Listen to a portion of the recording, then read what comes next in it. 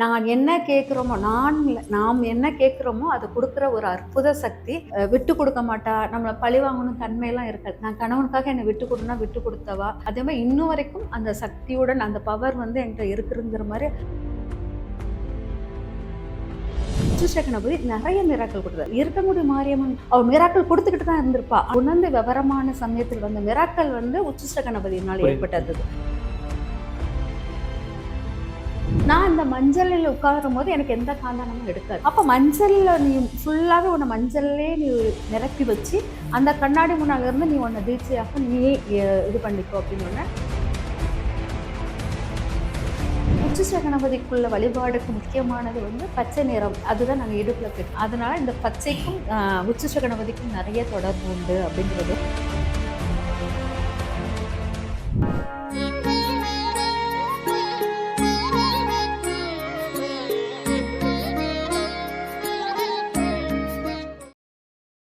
Varahi TV நேயர்கள் அனைவருக்கும் வணக்கம். நான் உங்க ஜித்து. இன்னைக்கு நம்ம கூட இருக்கக்கூடிய ஸ்பெஷல் கெஸ்ட் யாரு அப்படின்னா, பிருகுநாடி ஜோதிடர், ஆன்மீக சொற்பொழிவாளர் ஜெயந்தி ரவி மேம் இருக்காங்க. வணக்கம். வணக்கம்மா.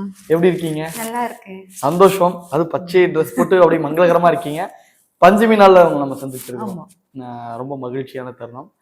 நான் சந்திக்கிற எல்லார்கிட்டையும் கேட்பேன் மேம், இப்போ எனக்கு சித்தரை வந்து ரொம்ப பிடிக்கும். உங்களுக்கு மனசுக்கு க்ளோஸ்டா இருக்கக்கூடிய கடவுள் யாரு, என்ன வழிபாடுன்னு கேட்பேன். ஸோ உங்ககிட்டயும் கேட்கிறேன், தெரிஞ்சுக்க ஆசைப்படுறேன். எனக்கு என்னுடைய இஷ்ட தெய்வம்ங்கிறத விட நான் உபவாசம் எடுத்து குருவா இருந்து தீட்சை கொடுக்கறது உச்சிஷ்ட கணபதி. ஆனால் நான் சிறு வயதிலிருந்தே ரொம்ப ஆர்வமாக இஷ்டப்பட்டு ரொம்ப ஐக்கியமாகி என்ன நான் இழந்த இடம் வந்து இருக்கங்குடி மாரியம்மன் அப்படிங்கிறது. இது யாருக்குமே தெரியாது, என் குடும்பத்தில் உள்ளவங்களுக்கு மட்டும்தான் தெரியும். இருக்கங்குடி மாரியம்மன் சொல்லிட்டு திருநெல்வேலியில இருக்காங்க. நான் இப்பதான் கேள்விப்படுறேன். ஆமா, அது வந்து ரொம்ப பவர்ஃபுல், ரொம்ப துடிப்பான தெய்வ சக்தி உடையதுங்க. அந்த அம்மனை தான் நான் சிறு வயதில் ரொம்ப குட்டி பிள்ளையா இருக்கும் போதுலேருந்தே எனக்கு அந்த அம்மனுடைய ஒரு ஈர்ப்பு அதிகமாக உண்டு. அதனால அந்த அம்மனை நோக்கிய பயணம் தான் நிறைய இருந்துச்சு. அந்த அம்மா கோயிலுக்கு நான் அதிகமாக போகிறத விட அந்த அம்மாவுடைய நினைவுகளில் வந்து ரொம்ப வாழ்ந்திருப்பேன். வீட்டில் விளக்கேற்றும் போது அந்த அம்மாவுக்கு விரதம் இருக்கிறது, எப்படி வழிபாடு பண்ணணும்னு கூட தெரியாது.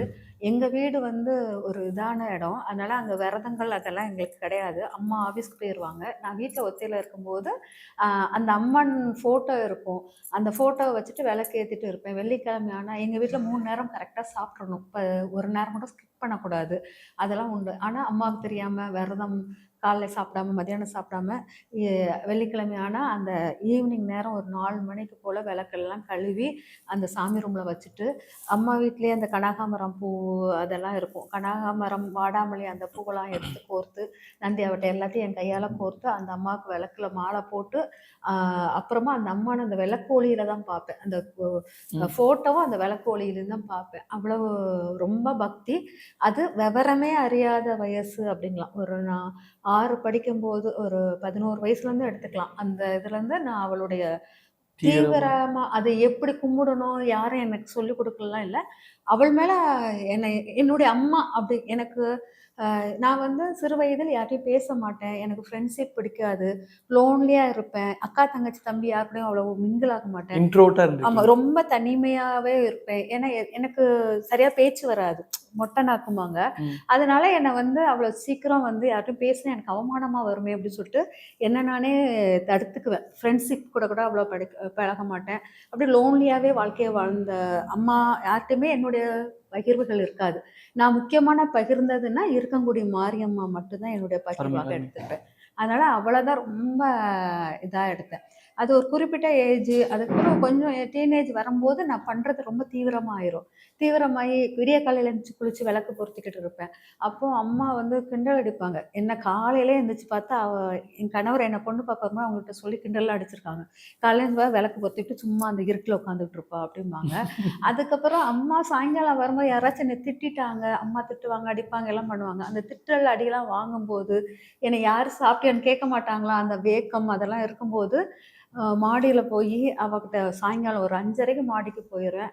அப்போ தான் அம்மா வீட்டில் யாரும் இருக்க மாட்டாங்க. அந்த மாடியில் போய் அங்கே போய் காற்று தான் அம்மாவா இருக்கும். இருக்கக்கூடிய மாரியம்மா வந்து காற்று ரூபத்துல வரான்னு நான் நினைப்பேன். அவகிட்ட வந்து சொல்வேன், இந்த மாதிரி அம்மா அடிச்சிட்டாங்க, இந்த மாதிரி திட்டுறாங்க வீட்ல, நான் தப்பு செய்யல அப்படின்னு சொல்லிட்டு கேட்பேன். உடனே அவ மெல்லிய காற்றா என்னை வருடிட்டு போகும்போது, அப்போ நினைப்பேன், அவ நான் தப்பு செய்யல, எனக்கு ஆறுதல் சொல்லிட்டு போயிட்டா அப்படிம்பேன்.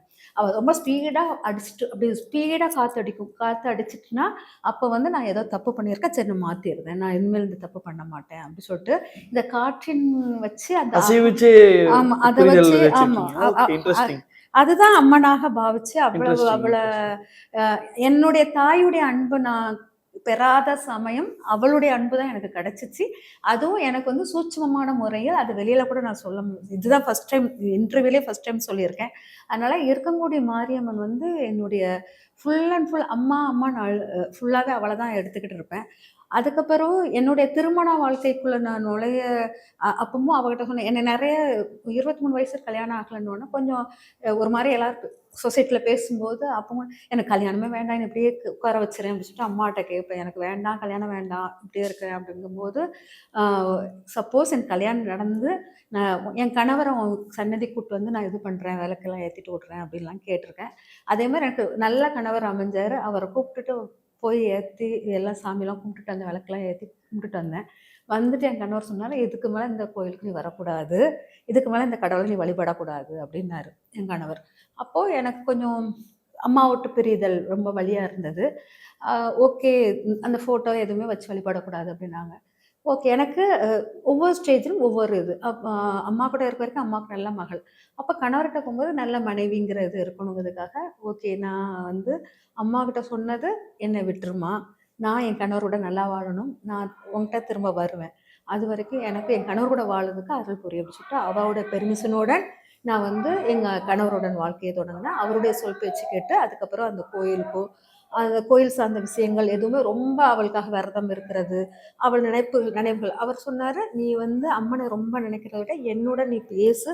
உனக்கு நான் சிவ அம்சத்த ரொம்ப தேடு. சிவன தேடு. தேடும்போது நீ கொஞ்சம் மாறுவேன்னோனே." அதுக்கு பார்த்தா சிவராத்திரி விரதம், சிவ பூஜைகள் அதெல்லாம் பண்ண ஆரம்பிச்சது. ஆனா, அம்மா வந்து மனசுல உட்கார்ந்துகிட்டே தான் இருந்தாள். அவள விட்டு விலகல. ஆனால் அந்த அவர் என் கணவர் மறைவுக்கு பின்னால் திரும்பி போகும்போது, நான் ரொம்ப ஏங்கி அழுது ரொம்ப அழுதேன். நான் திரும்ப அந்த கோயிலுக்குள்ள போகும்போது, ஒரு குட்டி பெண் வந்து அம்மான்னு சொல்லிட்டு ஓடி வந்து கெட்டிப்பிடிக்க வந்த மாரி ஓடி வந்துச்சு. அம்மான்னு ஒரு குட்டி பெண்ணு. வந்து கெட்டிப்பிடிக்கிறத என் தம்பி ஒய்ஃப வந்து அப்படி கெட்டிப்பிடிச்சுச்சு. அப்பவும் எல்லாருமே அதிசயமா பார்த்தாங்க. ஆனா என்ன கெட்டிப்பிடிக்கல, தம்பி ஒய்ஃப கெட்டிப்பிடிச்சுச்சு.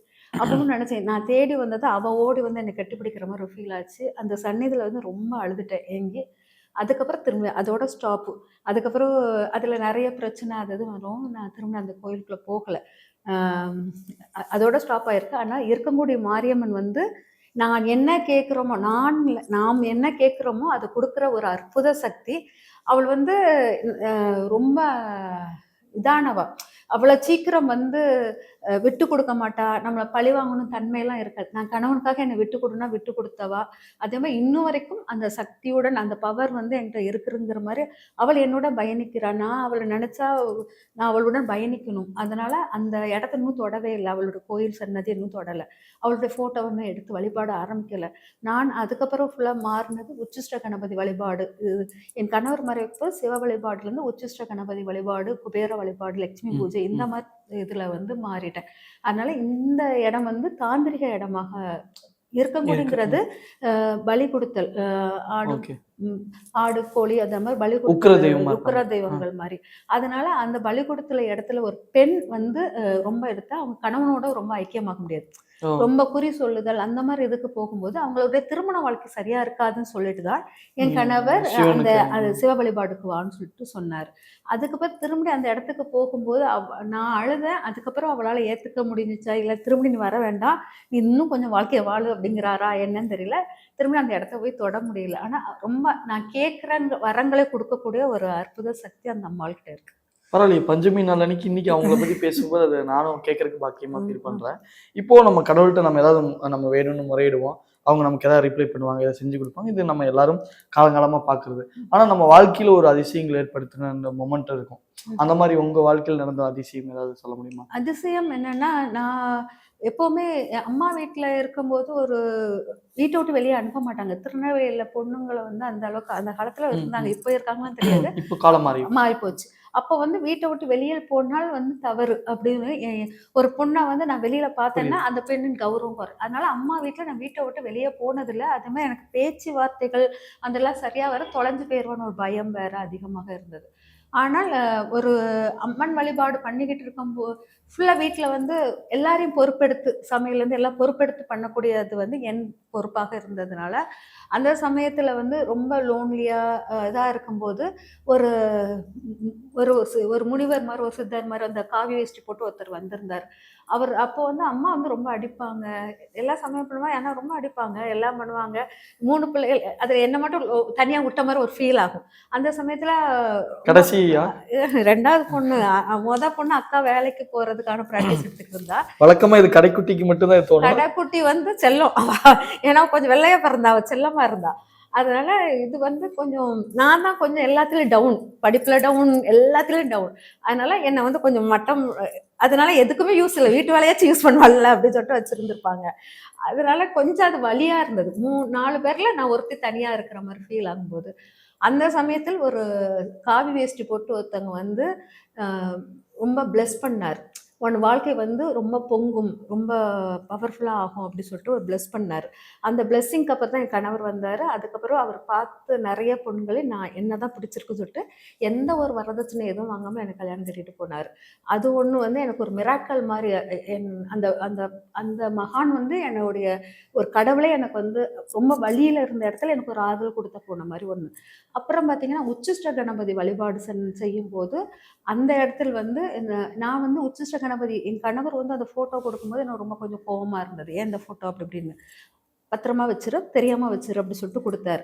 ஆனா அது மறந்துட்டேன். அதுக்கப்புறம் அவர் மறைவுக்கு பிறகு நான் அந்த ஃபோட்டோவ தேடி எடுக்கும்போது, அப்புறம் அத பத்தி ஆய்வு எதுக்கு இத குடுத்தாரு என்னன்னு ஆய்வு பண்ணும்போது, அத பத்தி ரிசர்ச் பண்ணும்போது, என்கிட்ட வந்து மந்திரம் எனக்கு பார்த்தீங்கன்னா, நான் சான்ஸ்கிரிட் அந்த மந்திரங்கள நான் எடுத்ததுக்கு நான் மந்திர அதுக்கு நான் இதாக மாட்டேன். ஏன்னா, என்னுடைய உடலுக்கு தக்கன மொழிய தான் என் கடவுள் எனக்கு தேர்ந்தெடுத்து குடுத்துருக்கிறார். நான் வேற்று மொழிக்கு என் உடம்பு தகுதி கிடையாது அப்படிங்கிற மாரி. ஆனா என் கடவுள்கிட்ட என் மொழியில தான் நான் வேண்டுதல் வைக்க முடியும். அதனால எனக்கு தெரிஞ்ச தமிழ்ல நான் புரிஞ்ச இதுல நான் வேண்டுதல் வைக்கணும் அப்படிங்கிறது என்னுடைய தாட். ஆனா என்கிட்ட படிச்ச மாணவர்கள் நெறைய பேர் இருக்காங்க. அதுல பெங்களூர் ஒருத்தங்க இருந்தாங்க. அவங்க கனவுல போய் இவங்க கிட்ட போய் நீங்க மந்திர சித்தி வாங்கிக்கோங்கன்னு சொல்லிட்டு இது பண்ணது அவங்க பேர் வள்ளிங்கிறவங்க. அது சொன்ன உடனே அவங்க என்ட்ட வந்து ரிக்வெஸ்ட் பண்ணாங்க. அதுக்கு முன்னாலே உச்சிஷ்ட கணபதியுடைய ஃபுல் ஆய்வுகளும் நான் எடுத்துக்கிட்டே இருந்தேன். அது எதனால, ஏன், எப்படின்னு சொல்லிட்டு அத பத்தி ஆய்வுகள் பண்ணும்போது, எனக்கு ஒவ்வொன்னுமே மிராக்கிள் மாரி நெறைய விஷயங்கள் நடந்தது. அந்த மிராக்கிள் வந்து உச்சிஷ்ட கணபதி நெறைய மிராக்கிள் குடுத்தாரு. அதாவது இருக்கங்குடி மாரியம்மன் குடுத்த மிராக்கிள் வந்து எனக்கு அன்பு பாசங்கள் எல்லாமே நான் சிறு வயதில் ஒரு அம்மாவின் கருவறைக்குள் ஒரு உட்கார்ந்து ஆறுதலா இருந்திருக்காங்க. எஸ் ஆறுதல் அது புரியுது. அது வந்து என்னால உணரக்கூட ம். சேஃப்டியா உட்கார்ந்துருக்கேன். அந்த இதுதான். அவ மிராக்கிள் குடுத்துக்கிட்டு தான் இருந்திருப்பா. ஆனா, அது உணர்ந்த கூட சக்தி இருக்காது. நான் சேஃபா அம்மா கூட உட்கார்ந்துருக்கேன் அப்படிங்கிற மட்டும். ஆனா, நான் உணர்ந்து விவரமான சமயத்தில் வந்த மிராக்கிள் வந்து உச்சிஷ்ட கணபதியினால் புரியுது, புரியுது. ஏற்பட்டது. அந்த ஏற்பட்ட விஷயம் என்னன்னா, அந்த நான் இந்த மாரி உச்சிஷ்ட கணபதியுடைய இத ஃபுல்லா எடுக்கும்போது கேட்டாங்க என் ஸ்டூடண்ட்ஸ் எனக்கு குடுங்க. நான் அவ்வளோ சீக்கிரம் யாருக்கும் இப்போதைக்கு குடுக்குறதா இல்ல. இத முழுமை பெற்ற பிறகு நான் குடுக்கணும் அப்படிங்கிறதுனால இருந்தேன். அதுக்குள்ள வந்து அந்த அந்த பெண்ணுக்கு வந்து இவங்க கிட்ட போய் நீ வந்து மந்திர தீட்சை வாங்கணும்னு, என்கிட்ட மந்திர தீட்சை வாங்குறதுக்கான விஷயங்கள் கிடையாது. ஏன்னா, நான் அந்த மந்திரத்துக்கு சான்ஸ்கிரிட்ட வந்து நான் எடுக்கிறதுக்கு அளவுக்கு இல்ல ம், அப்படிங்கிறது ஒரு ம். முக்கியமான இதா இருந்தது. அதற்குள் வந்து நான் வந்து அந்த மந்திர தீட்சை வாங்குவதற்குள் அவள் உச்சிஷ்ட கணபதியுடைய தேவதைன்னு சொல்லிட்டு சக்தி ஒருத்தி இருப்பாங்க. அந்த சக்தியுடைய அறிமுகம் தான் எனக்கு முதல்ல கிடைச்சுச்சு. இந்த சக்தியுடைய அறிமுகம் வந்து தாரா அப்படிம்பாங்க. கிரீன் தாரா ம். அப்படிம்பாங்க. ஆமா. அவளுடைய அறிமுகம் தான் எனக்கு முதல்ல வந்தது. சப்தகன்னி கிரீன் தாரா கிரேக்க நாட்டுக்குள்ள தேவதை. ஓ! அவ வந்து ரொம்ப பவர்ஃபுல்லானவ. அவ தான் எனக்கு முதல்ல அறிமுகமானவள். அவள் பற்றி ஆய்வுகள் தொடரும்போது உச்சிஷ்ட கணபதி உள்ளுக்கு வராரு. அப்பங்கும்போது அவளுக்குள்ள நியூமராலஜி அவள நான் வந்து எப்படி அவள வந்து நம்ம இது பண்ணலாம் அப்படின்னு சொல்லிட்டு அதை தான் நான் எடுத்துக்கிட்டு இருந்தேன். அந்த கிரீன் தாராக்குள்ளத எடுக்கும்போது இவர் உள்ளுக்கு வராரு. கிரீன் தாராவும் உச்சிஷ்ட கணபதியும் சக்தி தேவியாக கிரீன் தாரா வந்து உச்சிஷ்ட கணபதி மடியில இருந்திருப்பா. அதை தான் நான் தொட ஆரம்பிச்சது. அப்ப கிரீன் தாரா உட்காரும் போது அந்த கிரீன் தாராங்கிற மந்திரத்தை மட்டும்தான் நான் ஓம் தாரா துத்தாரா தூரே சோகா அப்படிங்கிற மந்திரத்தை மட்டும் தான் நான் எடுத்துக்கிட்டு இருந்தது. அதை தான் என்னுடைய மாணவர்களுக்கு சொல்லிக்கிட்டு கொடுத்துக்கிட்டு இருந்தேன். இது வந்து 517 அந்த குறியீடு நம்பர், ஏஞ்சல் நம்பர், கிரீன் தாராவோட அந்த நம்பரும் இதே தான் ஆக்டிவேட் பண்ணிக்கிட்டு இருந்தது. இதை ஆக்டிவேட் பண்ணும்போது உச்சிஷ்ட கணபதியுடைய இது வந்து எனக்கு உள்ளுக்கு வந்தது. ஏற்கனவே எனக்கு அதோடைய தேடல்கள் எப்போ இருந்ததுன்னா, குபேர கோயில், ராஜகோட் குபேர கோயில் இருக்கு காஞ்சிபுரம். அந்த குபேர கோயிலுக்கு போய் அங்க உள்ள உச்சிஷ்ட கணபதியை பத்தி, குபேரை பத்தி நான் பேச வேண்டியிருக்குமோ அங்க உள்ள உச்சிஷ்ட கணபதியுடைய இதை வந்து நான் பார்த்தேன். அப்பதான் ஒவ்வொன்றா எனக்கு ஓப்பன் ஆக ஆரம்பிச்சது. அதனால என்னுடைய ஃபுல் இதுக்கு வந்து முதல் ஓப்பன் கொடுத்தது வந்து கிரீன் தாரா.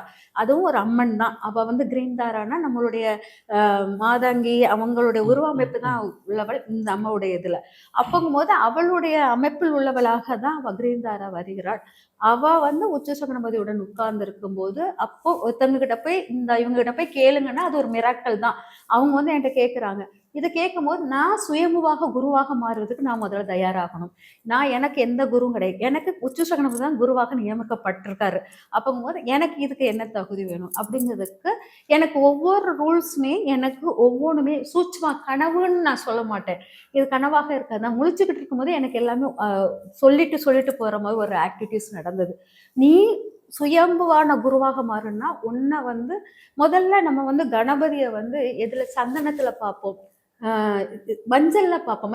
மஞ்சள் வீட்டுல மார்கழி மாசம் மஞ்சள் பிள்ளையார் பிடிச்சு வைப்போம், சாணியில பிடிச்சு வச்சு பார்ப்பாங்க. இதுதான் கணபதி. அப்போ என்ன வந்து என்ன முதல்ல அவர் சொன்னது என்னன்னா, நீ ஃபுல்லா உன்னுடைய இதை வந்து மஞ்சளால் அப்பி உன்னுடைய உருவத்தை கண்ணாடி ஒரு நீல கண்ணாடி எடுத்து உருவத்தில் உட்காந்து என் மந்திரத்தை நீ தீட்சை பெற்று முக்தி பெறும். அதுல நீ உருவாகும் போது மஞ்சள் அப்பி நம்ம இருக்கும்போது லைட்டா மஞ்சள் ரொம்ப நேரம் வச்சிருந்தா கூட காந்தானம் எடுக்கும். நான் அந்த மஞ்சளில் உட்காரும் போது எனக்கு எந்த காந்தானமும் எடுக்காது. அவ்வளோ பெரிய ஒரு இதான ஒரு பவரா இருக்கிற மாதிரி இருக்கும். அப்போ மஞ்சள்ல நீ ஃபுல்லாவே உன்னை மஞ்சள்லே நீ நிரப்பி வச்சு அதை கண்ணாடி அந்த கண்ணாடி வேற யாரும் பார்க்கக்கூடாது, எதுவும் யூஸ் பண்ணக்கூடாது. அந்த கண்ணாடி முன்னால இருந்து நீ உன்னை தீட்சையாக நீ இது பண்ணிக்கோ அப்படின்னு சொன்ன முதல்ல அந்த ஆக்டிவிட்டிஸ் தான் பண்ணினது. அதுல இருந்து நான் சுய குருவாக என்னை உருமாக்குறது இது எல்லாமே எனக்கு சூட்சமமான முறையில் எனக்கு கனவுல சொன்னச்சுலாம் சொல்ல மாட்டேன். எனக்கு அறிவுறுத்தப்பட்ட நேரடியாகவே வந்து அறிவுறுத்தப்பட்ட விஷயம்தான் இது. அது வந்து நான் அதை செஞ்சு அதுக்கப்புறம் மந்திரங்கள் வரிசையாக எல்லா மந்திரங்களும் எடுத்து 5 வித மந்திரங்கள் எடுத்தது. இதுல வந்து கொஞ்சம் தவறுனாக எச்சினிகள் உருவாயிரும். எச்சினிகள் உருவாச்சுன்னா அது நம்மளுக்கு நெகட்டிவாக வரும். நெகட்டிவ்னா நம்ம சொல்லிக் கொடுக்குற மாணவர்களுக்கு நிறைய நெகட்டிவ் அதிர்கள் வரும். இது வந்து தாந்திரிக முறைகள். இது வந்து டக்குன்னு நம்ம எச்சினிகள் உருவாயிடுச்சுன்னா நம்ம இருக்கிற இடத்துல தூக்கி போடுறது, நம்ம ரொம்ப நிறைய இது வந்து கெட்ட விஷயங்கள் நம்ம இறை சக்தி நினைச்சிட்டு இருப்போம். ஆனா நம்மளை வந்து மிதக்க வச்சு ஒரு மாதிரி ஒரு அதெல்லாம் இல்லாமல் சாதாரண ஒரு இடத்துல இருந்து நம்மளை வந்து அப்படியே பவர்ஃபுல்லா ஆக்குற மாதிரி இருக்கும். அதனால அந்த இதெல்லாம் நம்ம கண்ட்ரோல் பண்றது அந்த தாரா, உச்சிஷ்ட கணபதி இதுடன் சேர்ந்து நம்ம இது பண்ணும்போது இதை ஒரு குறியீடாக இவர்கிட்ட போய் மந்திரம் வாங்குவோம்னா இந்த மந்திரம் நான் எங்க சித்திக்கணும்னு எனக்கு தெரியல. அப்ப திரும்பி குபேர கோயிலுக்கு போறேன். குபேர கோயில போய் அவர்கிட்ட போய் கேட்கிறேன், எனக்கு கண்டிப்பாக உச்சிஷ்ட கணபதி அபிஷேகத்தை நான் கண்கூடா பார்க்கணும்.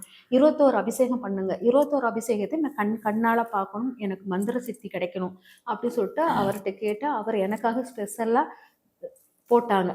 21 அபிஷேகங்கள் வச்சு ஃபுல்லாவே அந்த அபிஷேகத்துக்கு ஃபுல்லா நானே வர்ணனை பண்ணிக்கிட்டே இருந்தேன். வர்ணனை கொடுத்துக்கிட்டே இருக்க அது ரெக்கார்ட் ஆகிக்கிட்டே இருந்தது.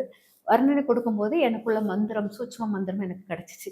அங்க வச்சுதான் கிடைச்சிச்சு. அந்த மந்திரத்தை எனக்கு மந்திரம் சித்திக்க மந்திரம் வாயில வரவே வராது, அவ்வளோ கஷ்டம். அந்த மந்திரத்தை ஃபுல்லா நான் எடுத்துட்டு வந்து அதை தான் என்னுடைய மாணவர்களுக்கு மூல மந்திரமாக, அதுதான் மூல மந்திரம். 21 எதுக்காக என்னை தேர்ந்தெடுத்தாங்க எல்லாமே. அதுக்கப்புறம் என் ஜாதக ரீதியாக தனுசு ராசியில் வந்து சந்திரன் இருக்குது, கேது வந்து என்னுடைய ரிஷப ராசியில் இருக்கும். ரெண்டும் பரிவர்த்தனை பெறும். பரிவர்த்தனை பெறும்போது உச்சநிலையாக மாறுகிறது. சந்திரன் உச்சநிலையாகவும் கேது வந்து தனுசு ராசியில் வந்து உட்காரும் போது பிள்ளையாருடைய மந்திர ஸ்லோகங்கள் எனக்கு அற்புதமாக வாய்க்கிறதாக இருக்கும். அதனால் மாந்திரிக தாந்திரிகத்துக்குள்ள ராசிகள் விருச்சிகமும் கும்பமும். அந்த விருச்சிகத்தில் வந்து ராகுவும் கும்பத்தில் வந்து குருவும் இருப்பதினால் இறை சக்திக்குள்ள அந்த தாந்திரிக மாந்திரிக விஷயங்கள் எனக்கு சித்திக்கக்கூடியதாக இருக்குது அப்படிங்கிறது புரிஞ்சது. இது ஜோதிட ரீதியாக வரும்போது இதோடைய அர்த்தமும் புரிஞ்சதுனால இது கரெக்டு, இந்த இடம் எனக்கு கரெக்டானது அப்படிங்கிற மாதிரி எடுத்திருக்கேன். உச்சிஷ்ட கணபதிக்குள்ள வழிபாடுக்கு முக்கியமானது வந்து பச்சை நிற உடை, பச்சை நிறம். அதுதான் நாங்கள் இடுப்புல கட்டுவோம் கயிறு. அந்த பச்சை நிறம் இதுதான். சரி. அதே பார்த்தீங்கன்னா இன்னைக்கு நான் உச்சிஷ்ட கணபதி பேசணுங்கிற ஒரு ஐடியாவே கிடையாது ஆக்சுவலா. நீங்க பயன்படுத்திய நீங்க எடுத்து கொடுத்தது.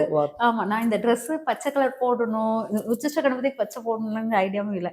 நான் வேற சேனல் பேசிட்டு இங்க வரும்போது இது யதார்த்தமாக நம்மளுடைய பேச்சு. பாக்கியம். ஆமா, அதனால இந்த பச்சைக்கும் உச்சிஷ்ட கணபதிக்கும் நிறைய தொடர்பு உண்டு அப்படிங்கிறதும் நீங்க இன்னைக்கு அதை பத்தி பேசுறது ஆக்சுவலா இன்னைக்கு தேய்பிறை பஞ்சமி. இந்த பஞ்சமி திதியிலும் எனக்கும் நிறைய தொடர்பு இருந்ததுனால இது ரொம்ப விசேஷமான அற்புதமான இந்த கலந்துரையாடலாக எனக்கு தோன்றியது.